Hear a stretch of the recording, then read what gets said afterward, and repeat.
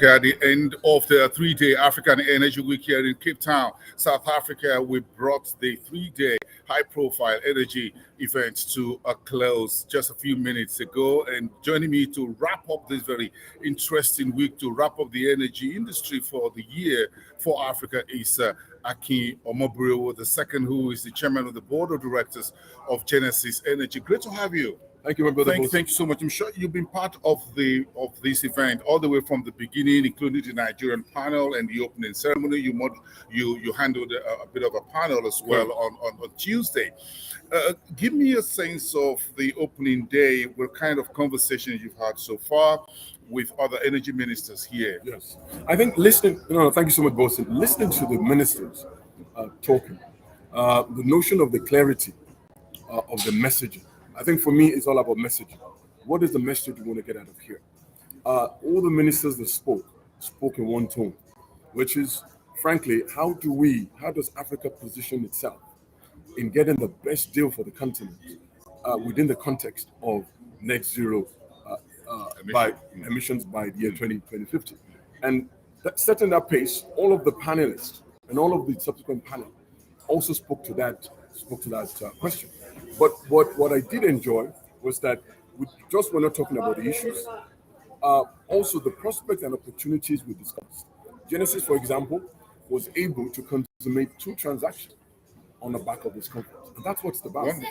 It's about Africans and the Friends of Africa coming together, shaking hands, doing deals, handshakes, not shakedowns. In terms of the kind of deals and conversation, there were a lot of grounds to cover in terms of whether it is the national oil corporations across countries, the NNPC in Nigeria, for example. We're talking about new oil fields, which South Africa is looking at, gas as well for Ghana, for Mozambique, for Senegal, and a number of African countries.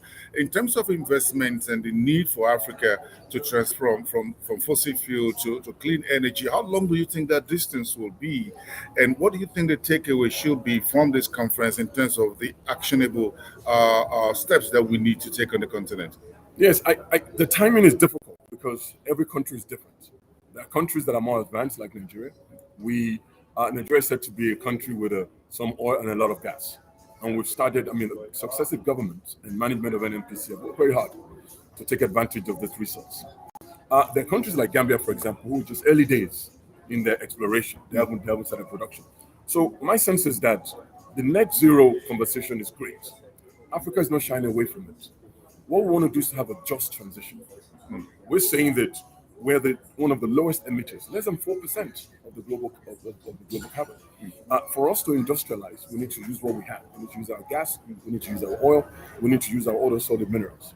And so the platform here, therefore, should be that government, people, companies, enterprises needs to take that conversation of net zero seriously.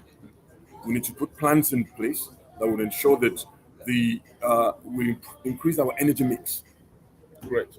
We invest with local capital into gas and oil exploration, and the rest of the world needs to give a bit of corridor for Africa's oil and gas over the next 3 decades to ensure that this resource that we so need, because oil and gas for us is working capital. For other countries like Norway runs on nature. It sells its gas. Money is going straight into for us in Africa. It's a source of working capital. Cash flow, yeah. Correct. So I think just consideration needs to be made for Africa in that narrative. In what new areas will new investments will have to start taking place? We need to join the rest of the world in terms of clean energy.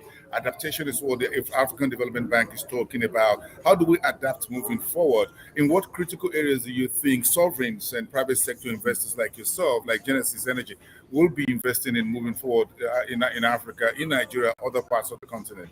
I think we need to accelerate our investment in what's most easily available, solar.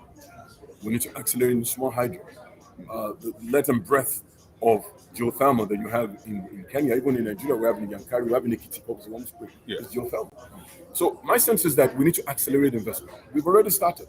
Genesis, for example, we have investment in solar space, we have in small hydro in DLC. But there has to be now a renewed sense of urgency. Local capital needs to match with that of foreign investors. I believe that the rest of the world, especially the OECD countries, they are keen to help. But our message to them is, please support continue to support the investment in, especially in gas. And for gas, we need to accelerate the development of infrastructure. About it all. Distributed gas, yes. We need to get gas. Again, Nigeria is a fantastic example. The Ministry of Petroleum Resources and the NNPC, today, for example, they made what? Decade 2020. Decade of gas plan. Yeah. Yes. And they want to get gas down to the smallest customer, the SMEs. So this needs to go on pandemic level across the country.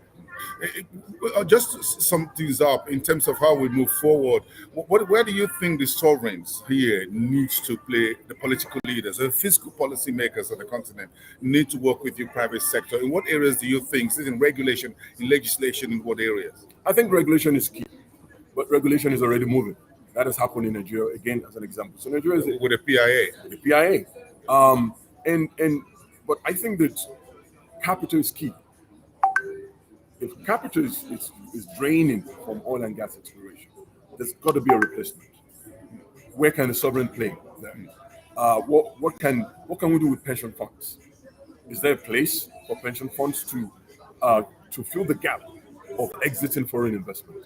These are conversations that need to be had. But you've got the head of the Secretary General of the APPO yesterday says we're sitting on about $40 to $45 billion excess crude revenue this year for African oil producers. If you look at Nigeria's budget, about $40 a barrel for last year. This year, we're looking at $85 a barrel for now. So he says, look, African oil producers need to invest this excess crude back in the industry. Is that an idea? I totally agree. That we don't waste this good time? I totally agree. And there's a Philip Gosky in economics that says, do not let the crisis go to waste. Interesting. So yes. We have an opportunity to leverage this perceived crisis to our advantage. I agree with you, reinvestment is critical. But reinvestment in infrastructure, gas infrastructure, I think it's key because we cannot industrialize without power.